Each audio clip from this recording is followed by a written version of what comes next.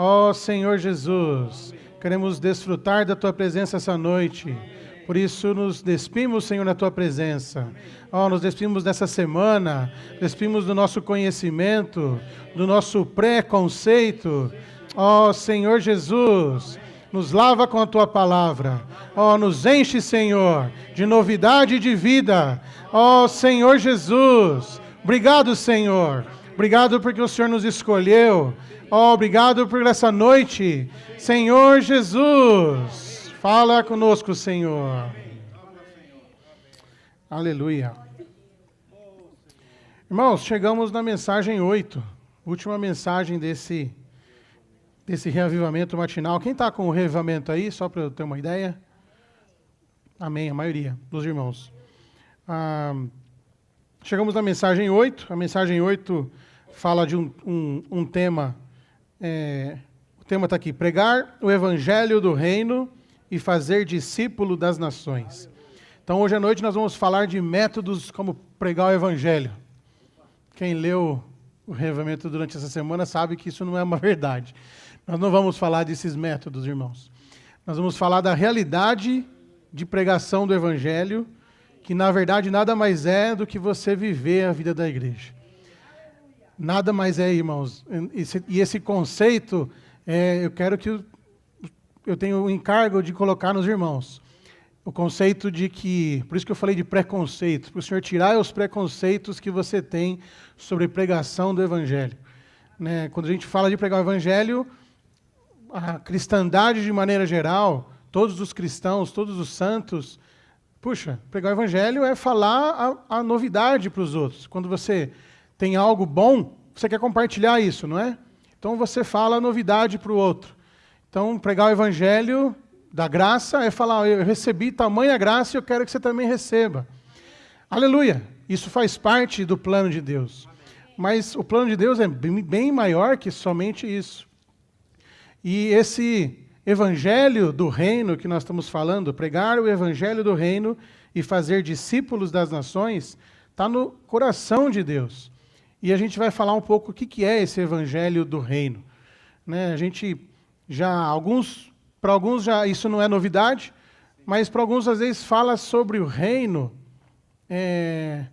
de novo, aquele conceito velho na sua cabeça, você pensa no quê? No reino milenar, no reino dos céus, no futuro, não é verdade? Quando você pensa no reino, irmãos, 98% dos cristãos pensam assim. Pensam que o reino de Deus na Bíblia está falando de algo futuro e de algo da Nova Jerusalém. A Nova Jerusalém está no reino de Deus. Mas o reino de Deus é bem mais amplo que somente o futuro. O reino de Deus está aqui presente hoje. E às vezes isso choca um pouco. Talvez não para alguns, a maioria de nós aqui que estamos acostumados de falar sobre o viver do reino, mas talvez um ou outro aqui ainda tenha esse conceito. Irmãos, esse conceito você precisa deixar ele para trás, porque ele é só um preconceito. O reino de Deus, ele esteve aqui começou, na verdade o reino de Deus é todo o plano de Deus, é o reino de Deus. Então, se você tem uma versão restauração, tem um diagrama lá em Mateus 5, que você pode dar uma estudada. Depois, se der tempo, a gente fala sobre ele aqui. Mas em Mateus 5, se você tiver uma versão restauração, tem lá o plano de Deus, o reino de Deus é todo. É desde a eternidade passada até a eternidade futura. E quando a gente fala de reino, é uma maneira mais fácil de falar. Quem estudou aí um pouquinho de biologia fala de reino animal, reino vegetal, né? Talvez uma analogia fácil para a gente entender isso. E na biologia, que de acordo com a ciência humana, que estuda os muitos tipos de vida, eles colocam o homem dentro do reino animal. E na verdade, essa carne aqui pode até que ser classificada como sim parte do reino animal por seus diversos atributos, as suas diversas maneiras, mesmo tipo de célula. Sim, pode até ser muito assemelhada ao reino animal. Mas nós estamos falando de um reino de Deus. E necessariamente, para você fazer parte desse reino de Deus, você precisa nascer nesse reino de Deus. Então não basta você nascer um homem. Com o reino no reino animal, entre aspas. Você precisa nascer nesse reino de Deus para você fazer parte do plano de Deus. E então, quando iniciou o plano de Deus, já iniciou o reino dele, na eternidade passada. Então, o povo de Israel, a história toda está dentro do reino de Deus.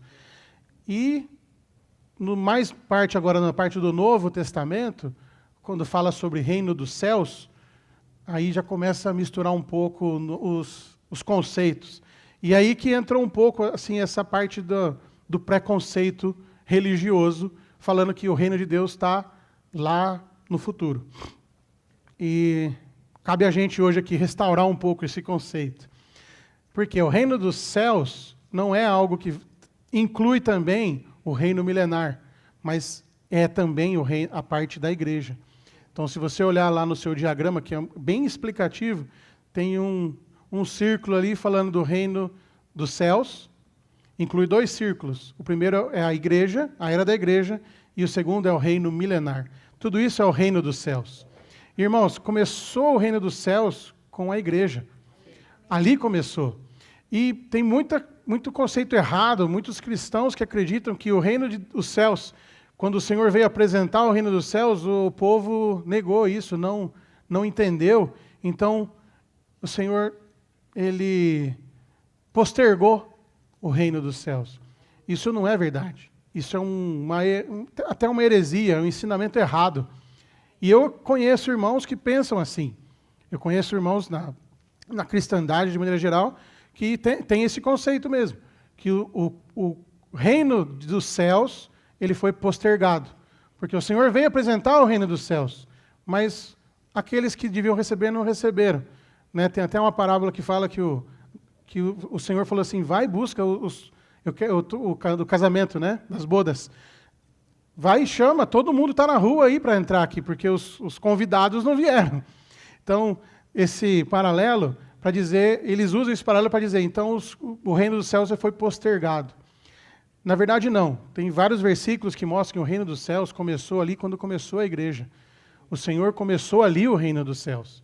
E a gente vai ver sobre isso, né, esse conceito sobre o reino dos céus um pouco mais hoje.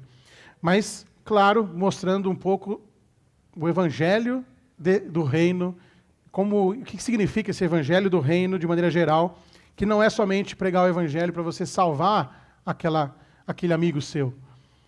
O conceito aqui é muito mais amplo. E qual que é a coisa mais importante nesse... Eu vou ler só o comecinho aqui, ó. O ponto A fala assim, eu estou adiantando, mas o ponto A fala, o reino de Deus é o próprio Cristo. Vamos, essa frase aqui, para explicar ela, vai algumas mensagens, porque é muito amplo esse conceito. O reino de Deus é o próprio Cristo. Sabe por quê? No plano de Deus, quando ele veio aqui para a Terra, e ele falava para as pessoas, ele estava colocando o quê? Uma semente do reino para as pessoas. E o que ele falava, na verdade, era a sua palavra, certo? A palavra de Cristo era o próprio Cristo.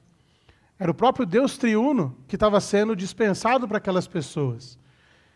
E esse Deus triuno que está sendo dispensado para as pessoas ali por Jesus, quando começou ali o seu ministério, começou a ser plantado a semente do reino de Deus. Semente do reino de Deus.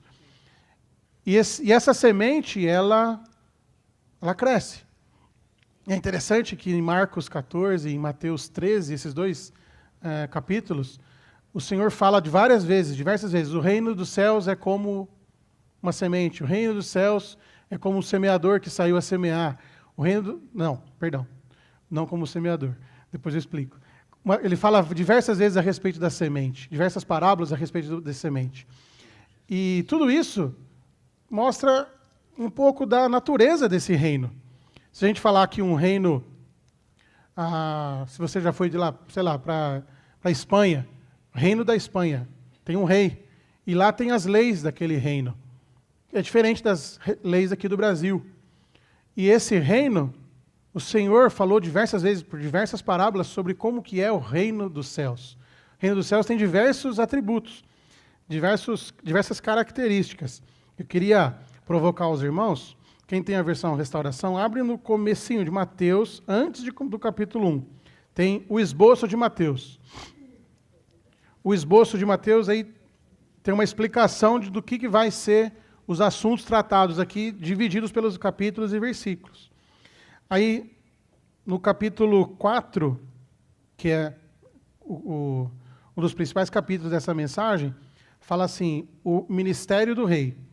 Capítulo 4, versículo 12 para frente.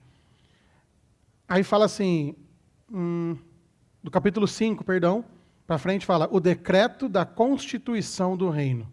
Olha os assuntos. A constituição do reino. No Brasil nós temos uma constituição de 1988, certo? Essa aqui está mostrando no capítulo 5 a constituição do reino de Deus. Você sabia disso? No esboço de Mateus. Antes do capítulo 1 fala do esboço. Aí na parte 3, no 3, algarismo romano número 3, fala o início do ministério e B, o decreto da constituição do reino. Ali fala, no capítulo 5, fala assim, com respeito à natureza do povo do reino, com respeito à influência do povo do reino, com respeito à lei do povo do reino, com respeito aos feitos justos do povo do reino, com respeito às riquezas materiais. Diversos atributos desse reino estão aqui, descritos a partir do capítulo 5 de Mateus.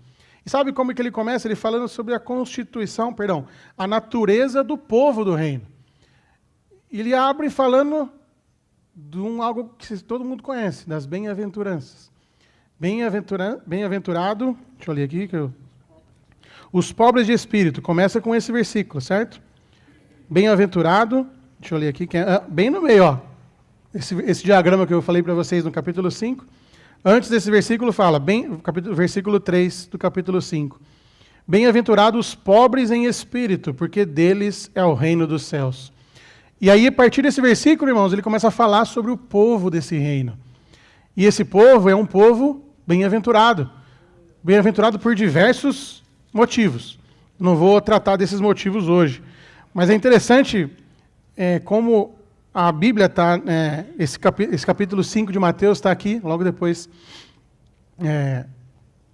tem esse diagrama, no meio aqui, mas mostrando dos atributos do reino e do povo do reino.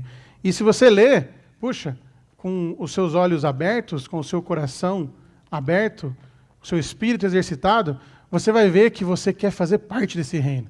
Você quer, de fato, ser esse bem-aventurado. Esse feliz que é pobre em espírito. Porque tem vários exemplos de fariseus aqui, ao longo dos evangelhos, que não são pobres em espírito. E eles perdem justamente a bênção que o Senhor quer dar para eles, porque eles se acham que não são merecedores de misericórdia, por exemplo. Eles são bons o suficiente, são conhecedores da lei, conhecem tudo sobre as ordenanças que Deus deu para eles no Antigo Testamento, e eles não precisam ser salvos. Mas você ser pobre em espírito é você reconhecer isso, reconhecer a sua condição de ser um alvo de misericórdia, e quando você confessa isso para o Senhor de alguma maneira te deixa feliz. E você não sabe dizer por quê, mas é algo dessa semente, é algo dessa natureza, dessa semente que está aí, que espontaneamente está crescendo em você. Só porque você confessou um pecado, só porque você negou a sua alma, negou o seu ego, essa semente brota. Essa semente, ela cresce. E acredite, esse crescimento é o crescimento do reino de Deus. Então esse reino de Deus não é só a semente que o Senhor plantou, mas ela cresce ao longo da Bíblia toda, e a era da igreja nada mais é do que esse crescimento inicial aqui. Então, nós vamos ver na mensagem, no esboço, que começou a Bíblia aqui, o reino de Deus começa aqui e se desenvolve ao longo da igreja, da era da igreja, e se desenvolve também na era do reino milenar, no reino dos céus, e culmina na Nova Jerusalém. E depois no reino eterno no reino eterno de Deus, na Nova Jerusalém. Aleluia. Bom, eu dei uma introdução breve, mas eu já vou começar lendo aqui o versículo, o algarismo romano número 1. Então, aqui fala, precisamos seguir o Cordeiro onde quer que ele vá, para pregar o evangelho do reino a toda a terra habitada, para a propagação e desenvolvimento da semente, o gene do reino, para consumar essa era. Então percebe que tem um objetivo de você pregar o evangelho, que é desenvolver essa semente. Então essa semente que o Senhor plantou, agora ela plantou em você, você precisa passar essa semente para outros. Então você agora virou um semeador. Então não teve só o semeador que semeou e que você recebeu uma semente, agora você também virou um semeador. E essa semente tem que desenvolver essa semente para quê? Para consumar essa era e darmos início à próxima era. Aleluia. O item A fala, o reino de Deus é o próprio Cristo. Aqui fala um versículo, e o Senhor fala para os discípulos ali, né? Lucas 17, 21. Nem dirão, ei-lo aqui ou ei-lo ali, pois eis que o reino de Deus está no meio de vós. Então ele estava falando para eles ali, o reino de Deus está no meio de vós, falando de si mesmo. Ele era o reino de Deus ali. E eles não percebiam isso, é interessante. Em Mateus 12, 28 fala, se porém eu expulso os demônios pelo Espírito de Deus, então é chegado o reino de Deus sobre vós. Mais uma prova que o reino de Deus estava ali com eles. E ele já era, e não está lá para frente, né?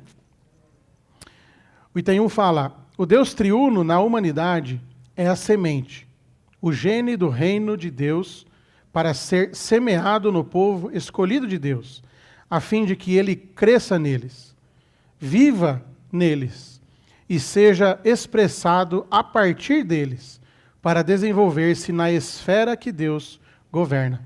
Então, esse reino de Deus é essa esfera onde que Deus governa.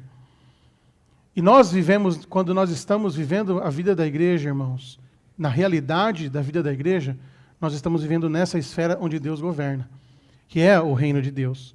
Mas olha que interessante, o Deus triuno na humanidade, ou seja, Jesus Cristo, o homem, ele é a semente do reino de Deus, o gene, para ser semeado no povo escolhido de Deus, a fim de que ele, Deus, cresça neles, viva neles e seja expressado a partir deles. Puxa, eu toquei muito nesse seja expressado a partir deles. Por quê? Quando a gente tem na oração do Pai Nosso fala, venha o teu reino, seja feita na terra, a sua vontade, assim na terra como é feita no céu. Quando você fala esse venha o teu reino, na sua cabeça, que tem um conceito religioso, você pensa no reino, você pensa de alguma coisa vinda do céu, não pensa? Venha o teu reino, você pensa de alguma coisa vinda do céu para a terra, é ou não é? Ou só eu? Irmãos, venha o teu reino. Se esse reino está dentro de você, quando você expressa, é a partir de você que esse reino está. A sua mente precisa mudar. Venha o teu reino significa algo que está interiormente de você e precisa ser expresso. Venha o teu reino, aleluia. O reino está dentro de você. Ele precisa ser expresso para os outros. Já veio esse reino. Já está dentro de você. E a gente precisa viver esse reino hoje. Aleluia.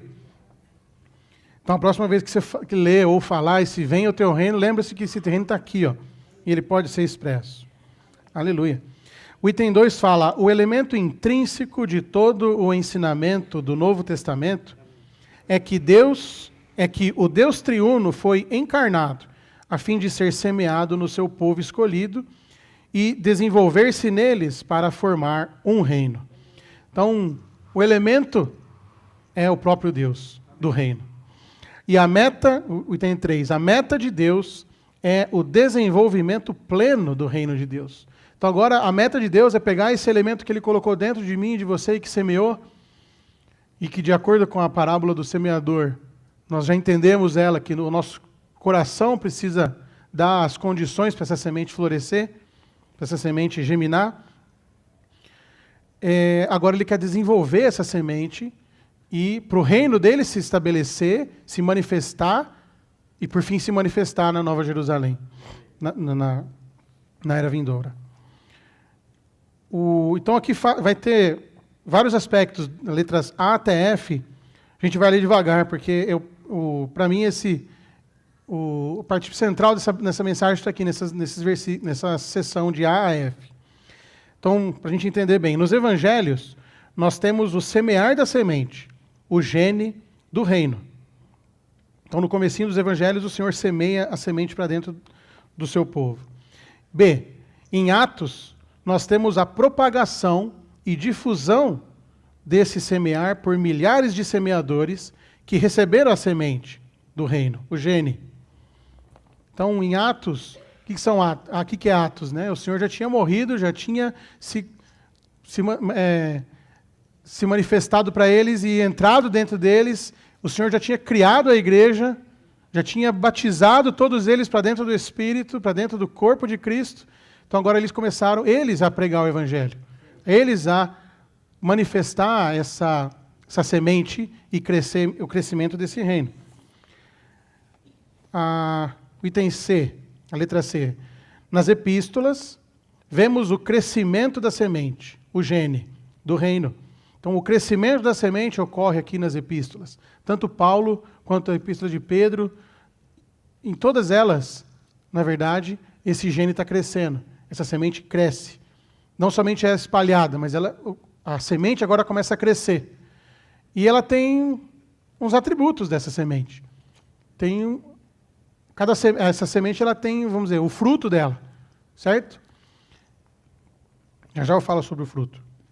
Aqui, eu gostaria de ler esses versículos, porque fala assim, 1 Coríntios 3,6, eu plantei, Apolo regou, mas Deus fez crescer. Por que eu gostei desse versículo? Porque quem faz crescer é a própria natureza da semente. Deus faz crescer. Não é o seu esforço para crescer. O seu esforço, ele deve ser para deixar a vida da semente naturalmente, espontaneamente crescer.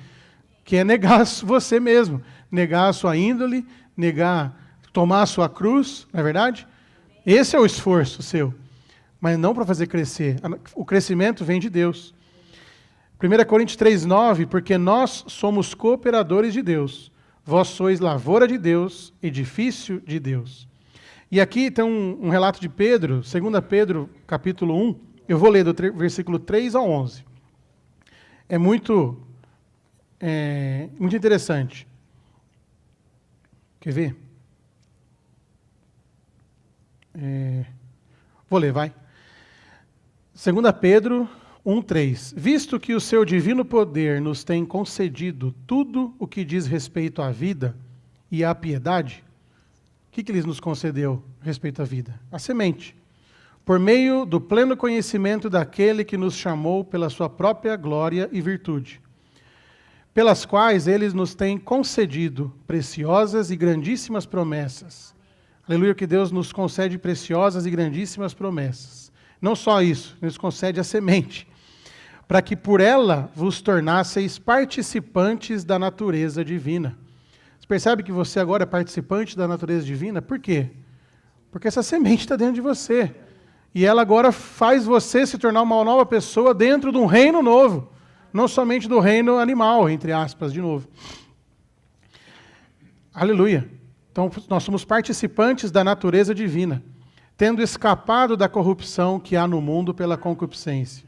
E também, por isso mesmo, vós, reunindo toda a diligência, acrescentai abundantemente a fé, a virtude o conhecimento, ao conhecimento o domínio próprio, ao domínio próprio a perseverança a piedade o amor fraternal e ao amor fraternal o amor. Porque essas coisas, existindo em vós e abundando, não vos constituem inativos nem infrutíferos, para o pleno conhecimento do nosso Senhor Jesus Cristo. Então nós não somos infrutíferos quando nós temos esses frutos. Esses frutos que eu mencionei aqui, que você vai adicionando, que Pedro coloca dessa maneira, Paulo coloca de outra maneira. Em Efésios 2:13, fala assim: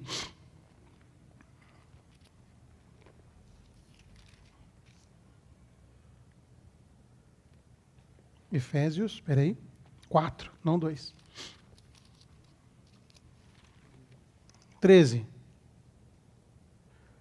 Até que todos cheguemos à unidade da fé e do pleno conhecimento do Filho de Deus, à condição de homem maduro, à medida da estatura da plenitude de Cristo, para que não sejamos mais meninos agitados de um lado para o outro pelas ondas e levados ao redor por todo vento de ensinamento, pela artimanha dos homens, pela astúcia que induz a um sistema de erro. Mas, apegando-nos à verdade em amor, cresçamos em tudo naquele que é o cabeça, Cristo, de quem todo o corpo, bem ajustado e entrelaçado, por meio de toda a junta do rico suprimento, e por meio da operação segundo a medida de cada parte, realiza o crescimento do próprio corpo para a edificação de si mesmo em amor. Esse crescimento que Paulo fala aqui, dos irmãos se misturando e sendo bem ajustado, é a maneira de Pedro falar aqui também, ó. Existindo em vós e abundando, e não vos constituem inativos nem infrutíferos para o pleno conhecimento do nosso Senhor Jesus Cristo. No versículo 11 fala assim: pois dessa maneira vos será rica e abundantemente suprida a entrada no reino eterno do nosso Senhor e Salvador Jesus Cristo. Então você vê que esses atributos da semente, do fruto da semente, estão presentes aqui. E esses frutos que nos fazem crescer. E é natural da semente. Aleluia. É muito rico isso. Ó Senhor Jesus. Em Gálatas 5, 22 a 23, fala do fruto do Espírito. O fruto do Espírito é amor, alegria, paz, longanimidade, benignidade, bondade, fidelidade, mansidão, domínio próprio. Tudo isso é fruto dessa semente. E você se engana quando você busca essas coisas por você mesmo. E é isso que a maioria dos meus amigos cristãos fazem. Eles se iludem buscando ser mansos. Não, ele vai perder a paciência assim, ele fala, não, eu preciso ser manso. Mas ele esquece que ele tem um espírito dentro dele que ele precisa exercitar. Ou esquece ou não sabe. Irmãos, esse é o evangelho do reino que nós precisamos pregar. Precisamos pregar aqueles que não é só para que foi salvo. Ele precisa mirar algo maior. Puxa, e você falar que para um cristão, que se diz cristão, que ele precisa invocar o Senhor e precisa exercitar o Espírito, acredite, é muito mais do que você imagina. Porque eu conheço vários que não sabem que isso. Eu já falei isso para os irmãos uma vez, teve uma reunião de casa lá no meu condomínio, fui convidado, os irmãos falando lá, e numa próxima reunião pediram para eu falar alguma coisa. Eu falei sobre o Espírito, que nós somos corpo, alma e espírito. O olho deles ficava desse tamanho assim, ó. Para eles, alma e espírito é a mesma coisa. Para vários irmãos nossos é a mesma coisa. Irmãos, esse é o evangelho que você precisa pregar e ensiná-los. Ensinar que eles têm o Espírito para eles começarem a ver o fruto do Espírito e não o fruto do seu próprio penoso trabalho. Irmãos, o Senhor já teve esse penoso trabalho. Nós vamos morrer e usar a vida dele na nossa vida. Essa vida dele, do reino, essa vida da semente dele, ela quer frutificar na nossa vida. E ela pode frutificar. É só a gente cooperar com ele. Aleluia. D. A colheita dessa semente é encontrada, então eu falei, né, A, B e C, então teve, só rapidamente, para nós não perdermos aqui o foco, nos evangelhos, o semear da semente, em Atos, a propagação e difusão desse semear, nas epístolas, o crescimento da semente, e agora a colheita. A colheita dessa semente é encontrada no livro de Apocalipse, com a ceifa das primícias e a colheita. O reino milenar será o desenvolvimento pleno da semente, o gene, do reino com o filho como o rei e todos os vencedores como seus co-reis, e o povo do gene do reino. Aleluia. Irmãos, está frio, mas eu estou com calor agora. Dá licença. Toma cuidado aqui para não...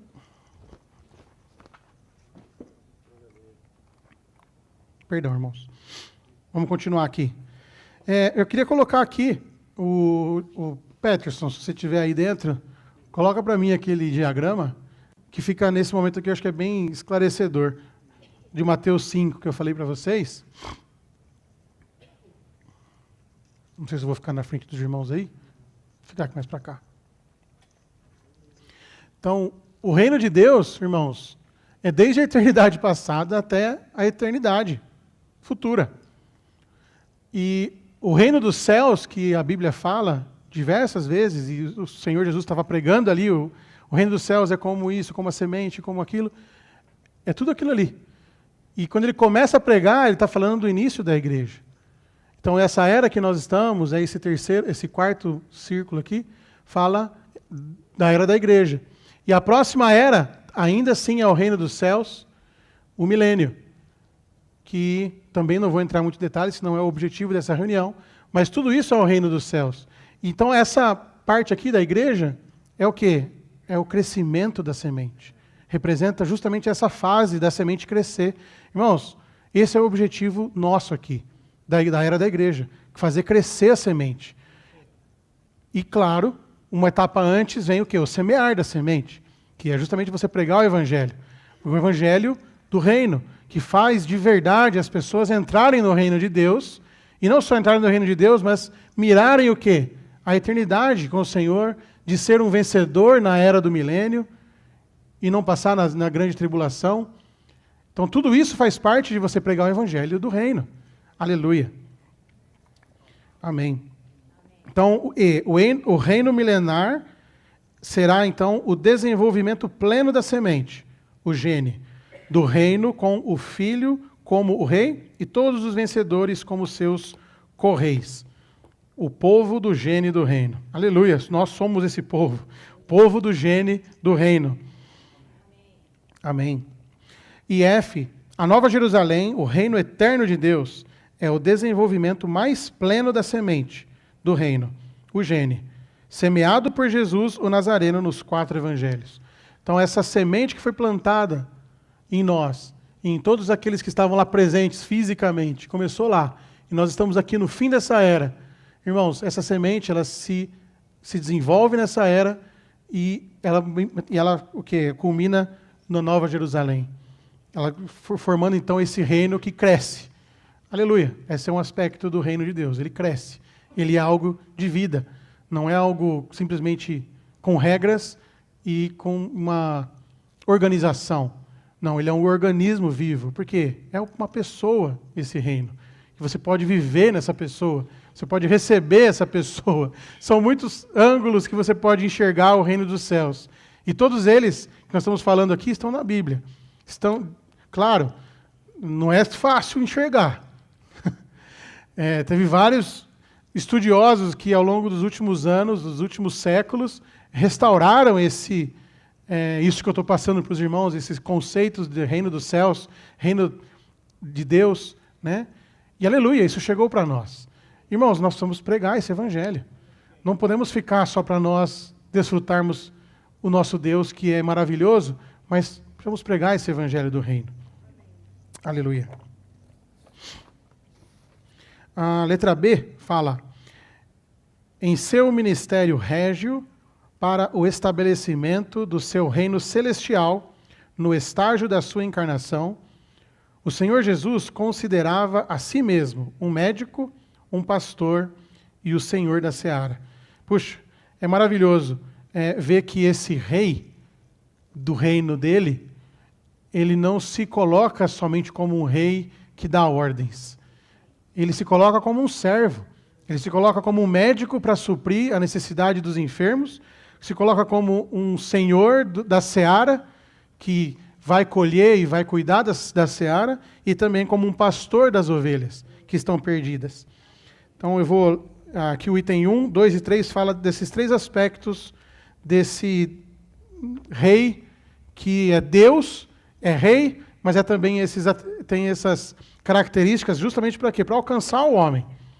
Então o item 1 fala, ele veio para ministrar como um médico, para curar, restaurar, vivificar e salvar as pessoas, para que elas sejam reconstituídas para ser os seus cidadãos, novos e celestiais, com os quais ele poderia estabelecer o seu reino celestial nesta terra corrompida. Aqui, em Mateus 9, de 9 a 11, não está aqui, né? Está só 11.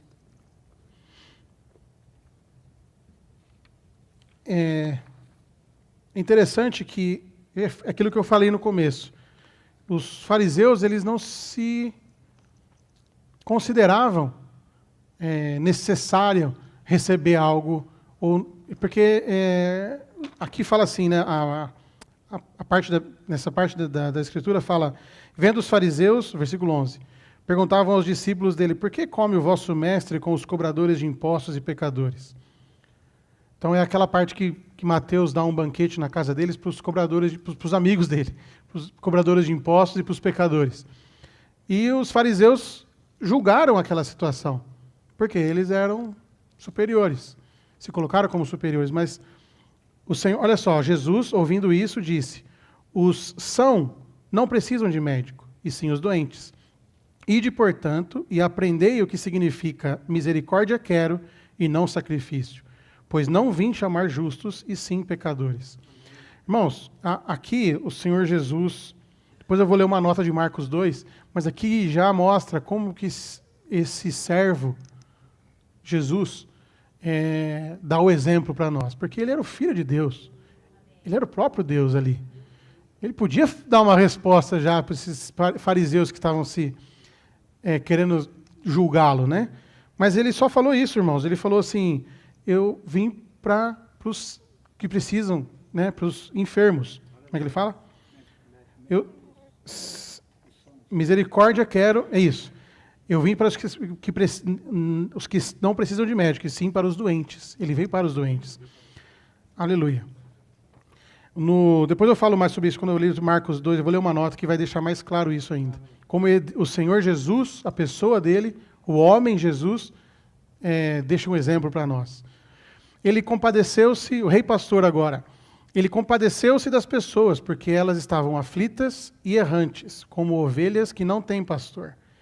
Ele viu que elas estavam afligidas, em aflição, e numa condição de angústia, na qual estavam desabrigadas, vagando de um lugar a outro e desamparadas.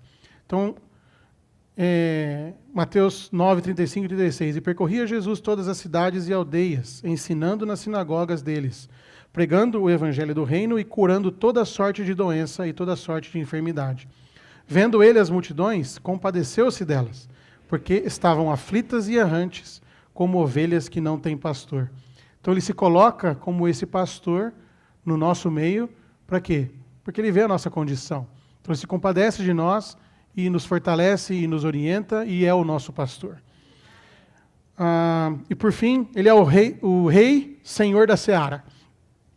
O rei do reino celestial considerava-se não apenas o pastor das ovelhas, mas também o senhor da seara, aquele que é o possuidor das plantações. Porque a seara é grande, mas os trabalhadores são poucos. Devemos rogar ao Senhor da seara para que ele mande trabalhadores para a sua seara.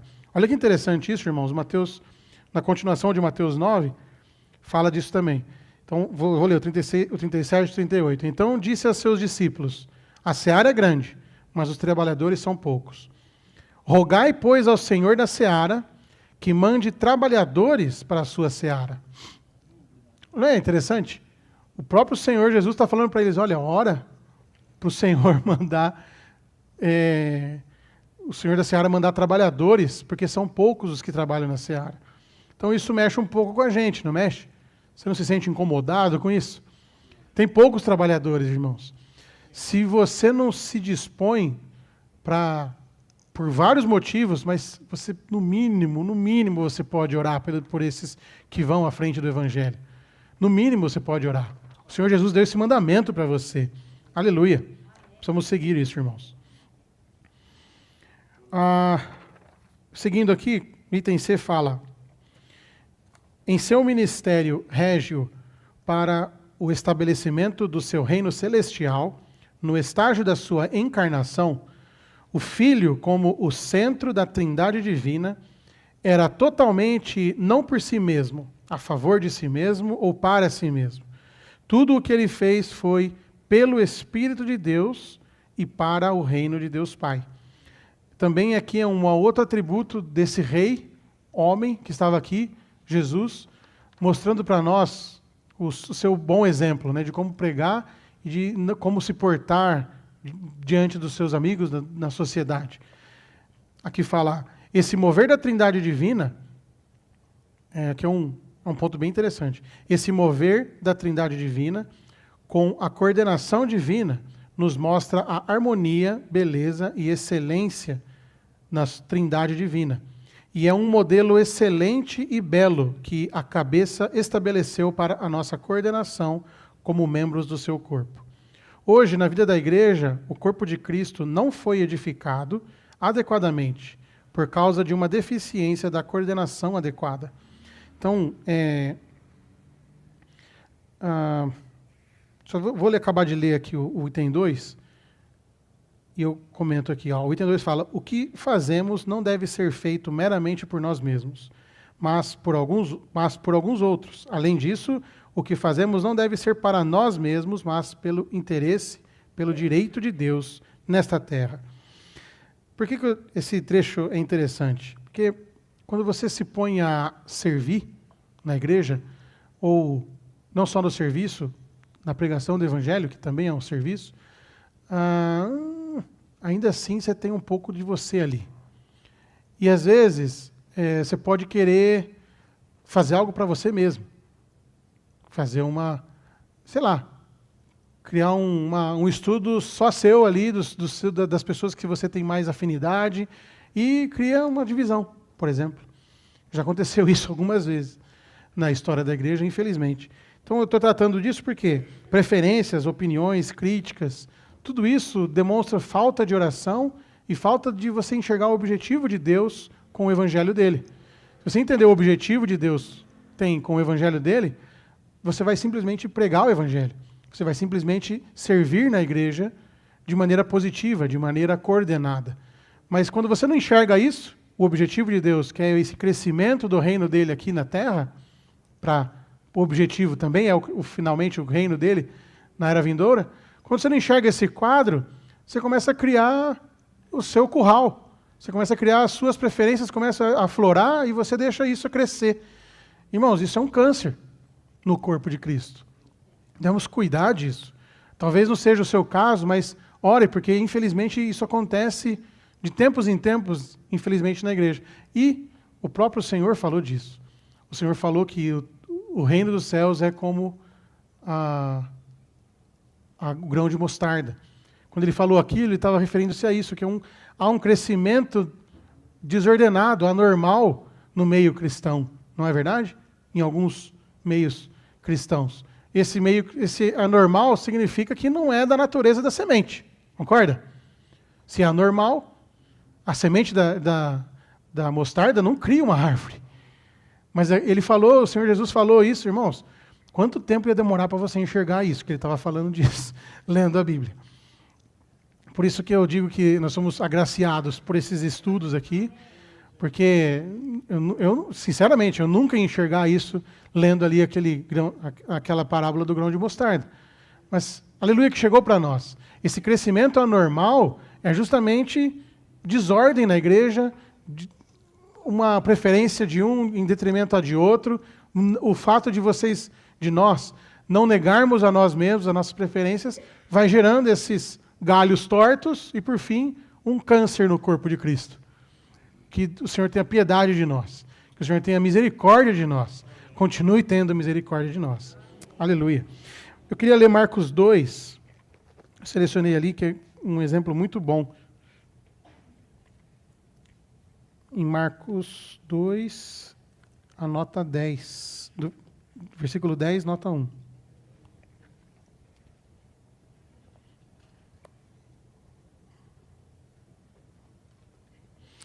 Ali é a parábola, não é a parábola, né? O Senhor curando o enfermo ali que estava na casa, não sei se os irmãos lembram, e abriram um buraco lá na casa, desceram o enfermo ali, o paralítico, e o Senhor falou para ele, que estão perdoados, como é que é? Vendo Jesus, versículo 5 do capítulo 2. Vendo-lhes a fé, Jesus disse ao paralítico, filho, perdoados estão os vossos pecados. E aí, de novo, quem está ali? Os escribas e fariseus, né? Arrazoavam. Por que ele fala assim? Ele blasfema. Quem pode perdoar pecados, senão um só, que é Deus? E Jesus, percebendo imediatamente em seu espírito que eles assim arrazoavam dentro de si, disse-lhes, por que arrazoais sobre essas coisas em vossos corações? Qual é mais fácil que dizer ao paralítico, perdoados são os seus pecados, ou dizer, levanta-te, toma o teu leito e anda? Esse versículo 10, irmãos, fala, mas para que saibais que o Filho do Homem tem sobre a terra autoridade para perdoar pecados, disse ao paralítico, a ti te digo, levanta-te, toma o teu leito e vai para a tua casa. Eu não estou mostrando aqui o ponto de vista da cura, né? Eu estou mostrando o seguinte, olha o que o Senhor falou, para que saibais que o Filho do Homem tem sobre a terra autoridade para perdoar pecados. Ele, de novo, não se colocou ali como o Filho de Deus, ou o próprio Deus. Ele se colocou como o Filho do Homem. O Filho do Homem tem autoridade. Então, para que vocês saibam que o homem, eu, como homem, tenho autoridade, ele falou, levanta-te e toma o teu leito e anda, e aconteceu. E eles viram a autoridade sendo expressa ali. Puxa, no capítulo, olha só, no versículo 10, na nota de rodapé fala, o Salvador escravo era o próprio Deus encarnado. Como tal, ele não considerou o ser igual a Deus como algo a que se agarrar. Por fora tinha a semelhança e a figura de homem, até mesmo a forma de um escravo, mas por dentro era Deus. Era o Salvador escravo e também o Salvador Deus. Portanto, não só possuía a habilidade de salvar os pecadores, mas também a autoridade para perdoar-lhes os pecados. Neste incidente, embora como Deus perdoasse os pecados das pessoas, ele afirmou ser o Filho do Homem. Isso indica que ele era o verdadeiro Deus e um homem autêntico, que possuía a deidade e humanidade. Nele, os homens podiam ver tanto os seus atributos divinos como as suas virtudes humanas. Puxa, que homem é esse? Maravilhoso, irmãos. Maravilhoso. E ele não se apegou a ser o Filho de Deus. Ele se colocou ali como um humilde, né? Puxa, que nós possamos aprender com ele também ao pregar o Evangelho. Eu estou falando isso porque eu já vi irmãos pregando o Evangelho batendo no peito. E batendo no peito de uma maneira, entre aspas, espiritual. Não, vocês pregam, falando dos irmãos, falando de outros cristãos, falando, vocês pregam o Evangelho da graça, mas eu prego o Evangelho do reino. Mas ele está se colocando como algo, com essa natureza, com esse dizer, irmãos, eu acho que ele está pregando o Evangelho do reino errado. Não é verdade?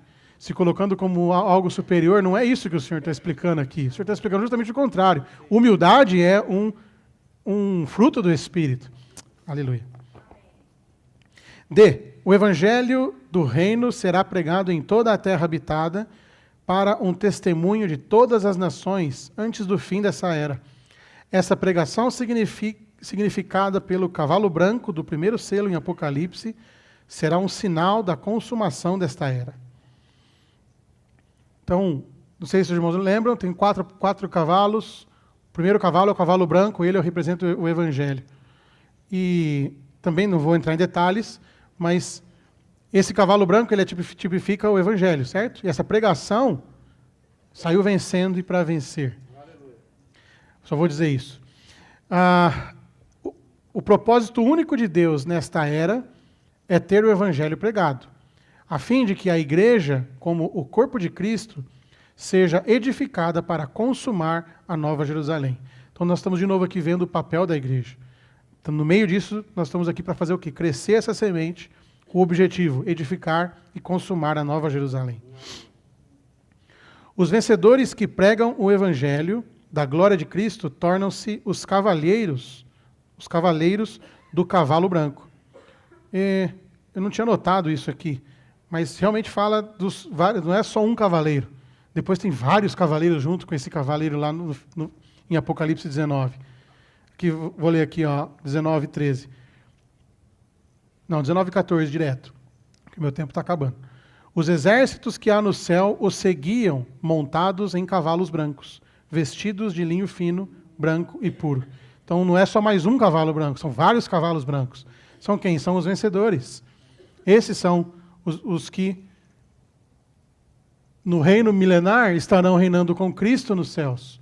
E não, infelizmente, não são os outros, esses do cavalo branco aqui, tá bom? E tem algarismo romano número 2. Estou acabando, irmãos. Depois, se der tempo, ainda eu leio um trecho do Estudo Vida de Marcos, que eu separei para os irmãos. O Rei Celestial enviou seus discípulos com a sua autoridade para fazer discípulos de todas as nações, tornando-os povo do reino para o estabelecimento do seu reino, que é a igreja hoje nessa era. Irmãos, você precisa entender que você hoje representa esse Deus. Ele tornou você um sacerdote, tornou você um discípulo e deu autoridade para você. Não é uma coisa pequena. A mesma autoridade que ele tinha ali para curar, você tem. É que nós somos tão pouca fé que a gente nem ousa fazer isso. Ou como tem até vergonha dos espíritos malignos, né, para perguntar, Paulo, eu sei quem é, e você? Parece que esse é o caso. Irmãos, o poder do Espírito está presente hoje na igreja. Para fazer crescer, essa semente crescer, o papel nosso é muito importante.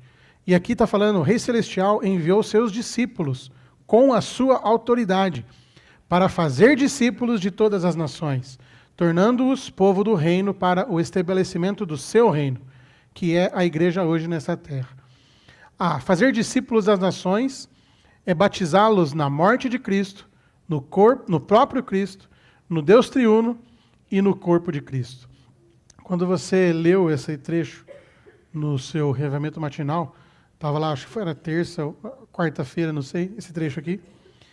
E, puxa, irmãos, quão rico é você entrar nesses versículos ao ler essa simples frase.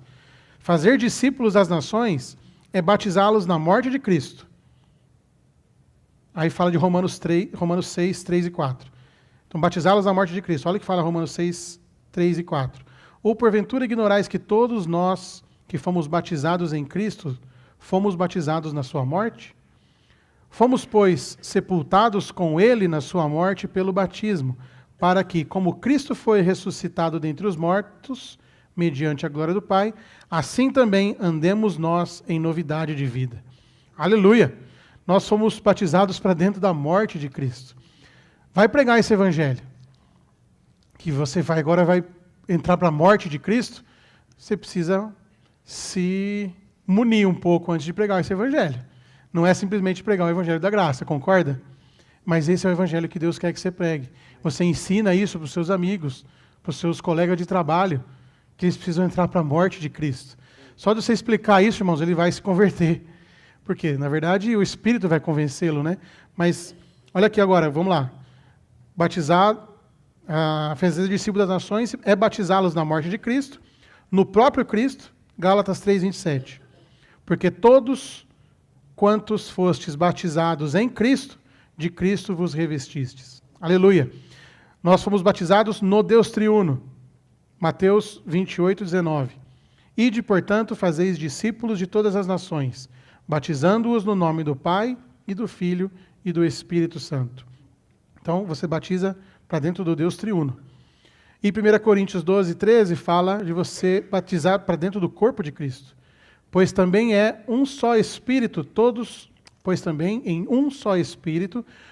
vós fomos batizados em um só corpo, quer judeus, quer gregos, quer escravos, quer livres, e a todos nós foi dado de beber de um só Espírito.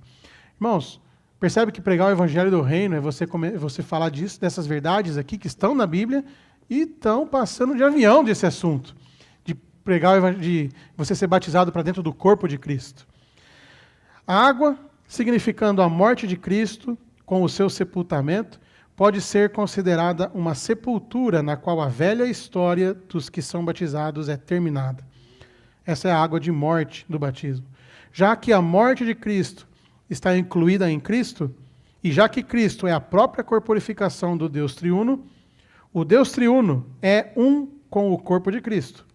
Batizar novos crentes é terminar sua velha vida e germiná-los com nova vida. A vida eterna do Deus triuno para o corpo de Cristo. Isso é batizar as pessoas para fora de sua vida e para dentro da vida do corpo, para o reino dos céus. Aleluia! Por fim, o item B fala, fazer discípulos das nações é ensiná-los as verdades divinas, na esfera divina e mística, a fim de que eles aprendam Cristo, assim como a realidade está em Jesus. Estamos sendo discipulados de ser um homem natural para ser um homem Deus, vivendo a vida divina ao negar a nossa vida natural, segundo o modelo de Cristo como o primeiro homem Deus. Todos os ensinamentos divinos e místicos de Cristo não são apenas seu desvendar e iluminar, mas também o seu nutrir a nós para o nosso crescimento e maturidade na sua vida divina, a fim de que a economia eterna de Deus seja consumada por meio de nós. Esses versículos de Efésios 4, 15 e 16, de novo, eu vou ler 2 de Pedro 1, 8 e 11, junto com esses versículos de Efésios que fazem muito sentido, irmãos. Mas, apegando-nos à verdade em amor, cresçamos em tudo naquele que é a cabeça, Cristo, de quem todo o corpo, bem ajustado e entrelaçado por meio de toda a junta do rico suprimento e por meio da operação segundo a medida de cada parte, realiza o crescimento do próprio corpo, ou seja, é algo espontâneo, para a edificação de si mesmo em amor. Então, 2 Pedro 1, 8, porque essas coisas existindo em vós e abundando, não vos constituem inativos nem infrutíferos. Aleluia, irmãos, nós não somos infrutíferos. Por mais que você, às vezes, se considere, eu nunca consegui trazer uma pessoa para a reunião.